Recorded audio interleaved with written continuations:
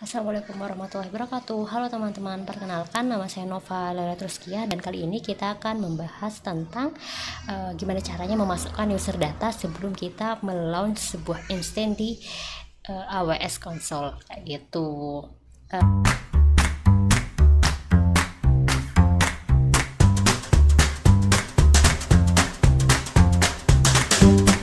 Oke, stay tune bersama Nova. Nah, kita ambil dari sebuah definisi dulu. Apa sih sebenarnya yang disebut dengan user data? Kita bisa ngelihat di sini apa sih what is user data itu. Jadi ini adalah cuplikan apa sih intisari daripada user data gitu. AWS user data adalah set command data yang dapat kita provide, yang dapat kita sediakan saat kita akan meng-launch sebuah instance gitu, misalnya gitu. Jadi for example, if you are launching an instance, jika kita ingin melaunching EC2 instance dan kita ingin bahwa EC2 instance kita sudah terinstall dengan Docker, kita bisa memasukkan user data itu ke dalam ke dalam instance kita gitu, tanpa kita perlu untuk menginstal Docker itu nanti kayak gitu teman-teman. Jadi itu jauh lebih mudah, jauh lebih menghemat waktu kita memasukkan user data sebelum daripada kita misalnya menunggu proses penginstalan gitu di dalam instance-nya nanti kayak gitu. Jadi itu intinya adalah user data adalah set atau command atau data yang kita sediakan gitu sebelum kita meload instance. Kita memasukkan user data itu yang misalnya terinstall Docker atau PHP ID, PHP yang misalnya MongoDB atau MariaDB atau ya macam-macam, dan secara otomatis kita akan ketika kita di launch itu sudah terinstall semuanya gitu. Jadi itu termasuk sebenarnya konfigurasi awal yang sangat mudah agar itu menghemat waktu misalnya kita butuh sesuatu hal. Dan lagi-lagi AWS sudah menyediakan dokumentasi yang kita yang kita butuhkan kayak gitu. Gimana cara membacanya? Kita bisa ngelihat di http://doc Amazon ini di user data. Nanti saya akan menyediakan dokumentasinya di komentar di bawah. Nah, kita gitu. Jadi gimana sih caranya kita memasukkan? Jadi ini sebenarnya AWS sudah menyediakan banyak hal gitu tentang apa sih sebenarnya user data. Nah, di sini ada dua. Jadi contohnya gitu. Ini contoh yang sudah disediakan oleh AWS. Nah, ini ada gini. Jadi di contoh ini gitu, komennya itu adalah kita di dalam Amazon Linux 2 gitu. Jadi ini khusus di Amazon Linux 2 kita mendistribusi ada beberapa user data yang sudah kita sediakan, yang sudah kita definisikan ya. Ini yang pertama adalah distribusi software package sudah diupdate. Kedua adalah necessary web server, PHP dan MariaDB yang sudah terinstall gitu, dan juga HTTP service install. Nanti di security groupnya itu harus dibuka portnya 80/43 sama berapa, kalau SSH ya 22 ya itu. Lalu EC2 user juga sudah ditambahkan di dalam grup. Lalu ada juga PHP engine-nya kayak gitu. Ini konten prerequisite gitu. Jadi di prerequisite ini kita akan harus kita public DNS. Jadi ini instance-nya bersifat public ya teman-teman. Kalau misalnya instance-nya itu bersifat private, itu tidak bisa diakses dari luar tentu saja ya. Jadi kita akan membuat sebuah instance gitu. Oke, kita mulai dari awal juga. Awal ini yang tadi pertama kita harus launch sebuah instance. Kan kita pilih Amazon Linux 2 yang biasa, yang paling atas gitu. Jadi saya menggunakan laptop saya menggunakan Ubuntu juga. Jadi ini T2 Micro aja tipenya. T2 Micro, lalu next configure. Nah, yang di sini teman-teman bisa bikin VPC sendiri atau ya udah mengikuti gridnya. Untuk yang awal sebenarnya tidak perlu yang kita bikin VPC baru. Default pun juga cukup, karena kan kita cuma mau membutuhkan install web servernya doang gitu. Tapi kalau misalnya teman-teman mau bikin VPC, berarti teman-teman harus masukkan di dalam sebuah region ada VPC. Di VPC perlu subnet, misalnya private dan public subnetnya biasanya itu berbarengan. Di public subnet barulah kita masukkan instance bersifat public ya, instance public barulah kita bisa mengakses ini gitu, karena ini kan bersifat public ya, jadi memang harus public. Jadi yang ini auto assign kita harus memasukkan enable untuk bisa apa ya, ada DNS kopinya. Nah di sini teman-teman, jadi apa sih dengan metadata tadi? Nah gini, user data. Oh ya, metadata itu adalah data dari, definisinya adalah data dari data kita gitu. Jadi misalnya di data kita tuh banyak sekali informasi dari data kita disebut dengan metadata. Itu aja sebenarnya definisinya. Jadi kalau user data ya kayak tadi scriptnya gitu. Jadi scriptnya, user data itu adalah scriptnya kita. Nah ini saya sudah, kita tinggal kopas aja, tinggal mengklik ini yum update ini, lalu kita masukkan ke dalam launch instance. Jadi kita masukkan control V aja. Jadi itu adalah user data kita yang sudah kita masukkan gitu. Apa isinya ya seperti saya jelaskan tadi, ada apa, web server, ada PHP dan segala macam. Oke, next add storage kita add tag dulu. Jadi sebenarnya gunanya apa? Add tag itu adalah gunanya untuk bisa nama kita ya. Jadi nama instan gitu. Jadi kalau misalnya agar kita lebih mudah aja. Terus ini configure security group. Jadi saya akan mau memasukkan sebuah security group baru gitu. Security group tuh apa sih? Jadi instan itu kan apa ya, kayak ibaratnya mesinnya. Nah dalam level security group, dalam level instant gitu, yang melindungi instant itu adalah security group gitu. Dalam level subnet yang melindungi di level jaringannya subnet itu adalah ACL atau ACL gitu. Nanti akan saya bahas selanjutnya. Kalau security group itu levelnya instant. Jadi ini di level instant ini kita harus secara jelas harus menyediakan rule apa saja yang kita boleh, baik itu keluar atau ke dalam. Nah secara instan ini keluar boleh, definisinya ya, keluar itu diperbolehkan gitu, semua yang keluar boleh, tapi semua yang masuk ke dalam itu harus didefinisikan terlebih dahulu gitu sih. Jadi seperti yang tadi, sebelum itu ada pedoskit, ada port apa yang kita buka, ada beberapa SSH sudah dibuka 80 sama 443 ya, 80 sama 443. Jadi ini HTTPS ya, HTTP 80 sama HTTPS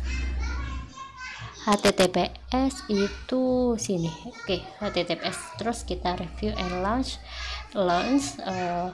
Teman-teman bisa masukkan ada keepernya biar lebih aman. Jadi keeper gunanya kalau kita masukkan ke SSH-nya gitu lebih aman gitu kan ya. Lebih aman ya, maksudnya karena kita punya kunci gitu. Seperti dengan keeper kita sudah menyelesaikan sebuah user data gitu, nanti kita akan masuk ke dalam user data di SSH gitu. Jadi lewat terminal kita bisa masuk atau ngecek user datanya gitu. Jadi ini kita tunggu bentar.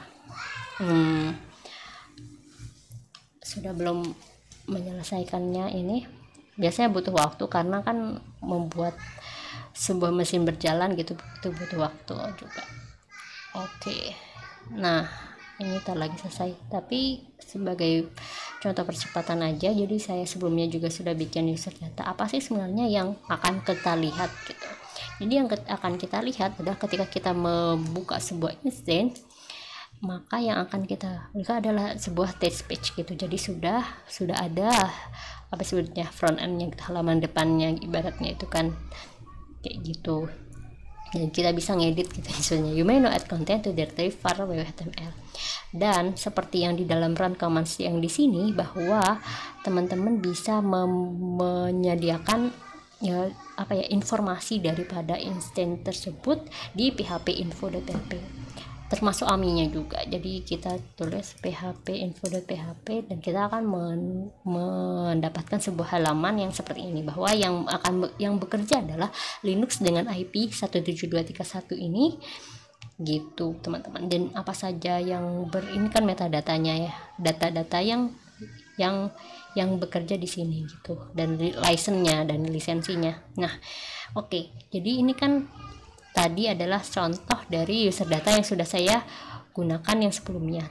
Karena yang barusan itu sudah jalan gitu, ini sudah running instannya, kita bisa ngecek apakah itu bekerja. Kita buka copy to clipboard, kita buka di halaman baru, lalu kita buka. Oke, sudah berhasil, sudah ada test page-nya, dan kita coba php info.php. Oke, apakah sudah bisa sudah bekerja di Linux IP 172.317.157 kayak gitu.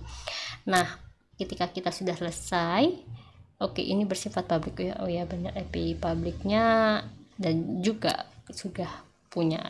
Jadi ketika API publik juga punya API private ya. Nah, kita akan memasukkan SSH. Jadi kita akan SSH di dalam sebuah, teman-teman bisa buka terminalnya, atau kalau misalnya teman-teman menggunakan Windows, teman-teman bisa menggunakan putih kan. Saya akan mengubah tampilan layarnya dulu, bentar. Tampilan layarnya saya akan ubah ke dalam terminal. Sebentar. Ini seperti ini. Jadi sudah terlihat ada terminal, kita akan memasukkan. Jadi karena keypairnya saya itu ada di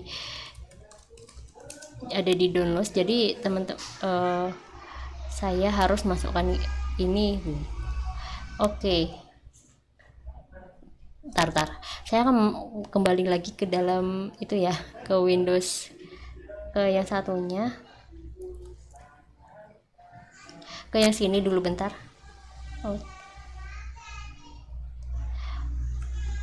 Bentar.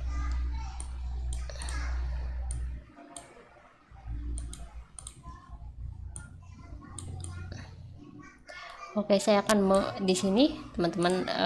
Ya udahlah, yang sini kan di connect gitu. Gimana sih caranya kita masuk ke SSH client gitu? Teman-teman bisa masukkan kan, karena ini cimut 400 MB. Jadi keypairnya saya namanya smeru.pem, lalu kita masukkan SSH smeru.pem.ec2 user ec2 gini gitu di dalam connect, di dalam ini connect to your instance ya. Jadi maksudnya di page yang ini di connect di sini akan teman-teman bisa pilih apa, SSH client, SSH manager, atau pakai ec2 instant connect gitu. Jadi saya menggunakan SSH client.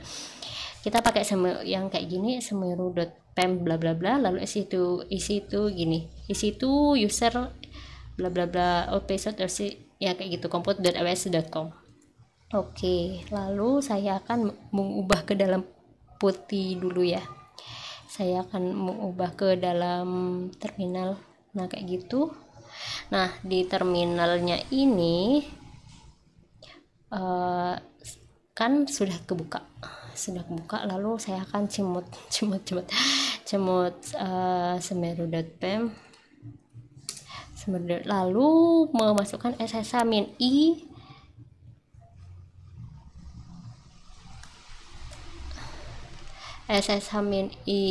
smeru.pem ini ke dalam sini gitu. Nah gitu, yes, kita sudah masuk ke dalam. Tunggu dulu. Jadi kita tar lagi akan masuk ke dalam sebuah instannya gitu. Kita SSH-in dari lokal, dari terminal kita gitu. Sudah bekerja. Sebelum itu saya akan ngecek apa ya, run command your Linux. Jadi saya akan mengecek index value atau nilai daripada AMI-nya kayak gitu. Gimana caranya? Ada di tutorial yang tadi, di example AMI launch index. Jadi kita akan ngecek di sini indeks apa saja atau metadata apa saja yang sebenarnya sudah tersedia di dalam di dalam itu. Kita bisa lihat di sini. Nah, kita bisa ngelihat metadatanya apa aja,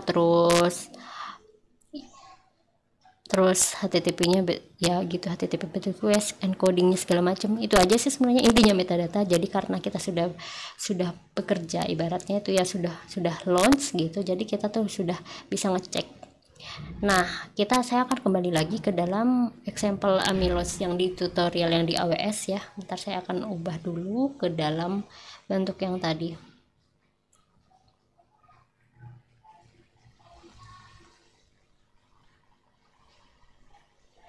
Oke.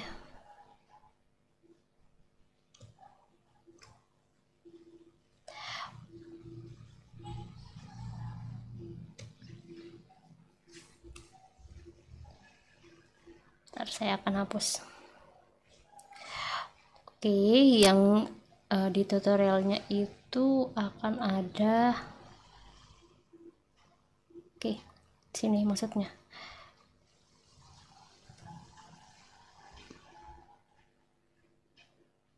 Di yang sini, jadi itu kan ya tadi example AMI. Teman-teman bisa cek contohnya apa sebutnya tadi ya, token curlnya itu di sini gitu. Jadi kalau di sini dicontohin dalam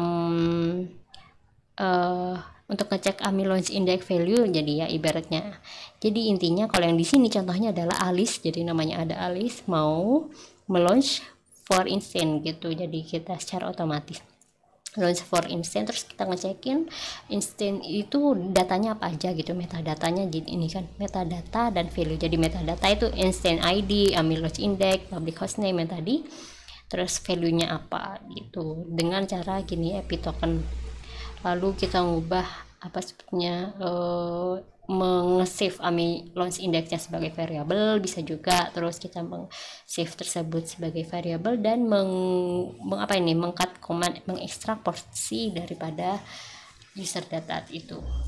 Oke, itu aja sih sebenarnya di dalam user data. Di user data kita sudah pertama apa yang sudah kita pelajari hari ini, pertama adalah me-launch instance dengan memasukkan user data. Sebelum kita meload instance, kita juga bisa menghost, jadi kita sudah punya DNS yang aktif gitu, bisa seperti ini gitu, bisa mengetahui data gitu. Sudah ada web page-nya di bagian depan, terus kita juga sudah bikin apa sebutnya ini kan ya tadi metadata yang bekerja di dalam sini. Terus kita juga sudah bisa meng SSH dengan cara chmod 400 gitu kan, cuma dengan tambah keypair, lalu masukkan SSH min i keypairnya, lalu isi itu instance-nya masukkan, lalu kita bisa ngecek data tersebut metadatanya kayak gimana menggunakan token yang tadi kan ya, yang ini. Jadi di example amylose index di sini bagian sini di ini token curlput, jadi kita bisa memasukkan amylose index value. Jadi bagian sini di example amylose index value. Kalau misalnya teman-teman butuh yang tadi ada di run command epsilon gitu, yang sebelumnya mana ya, API ini sama aja sih. Jadi ini ada dua, ada cloud init sebenarnya ini sama, jadi teman-teman bisa masukkan cloud init atau user data yang bagian sini, ini sama aja, di bagian depannya hasilnya sama. Itu aja, terima kasih teman-teman sudah bersama saya belajar. Assalamualaikum warahmatullahi wabarakatuh.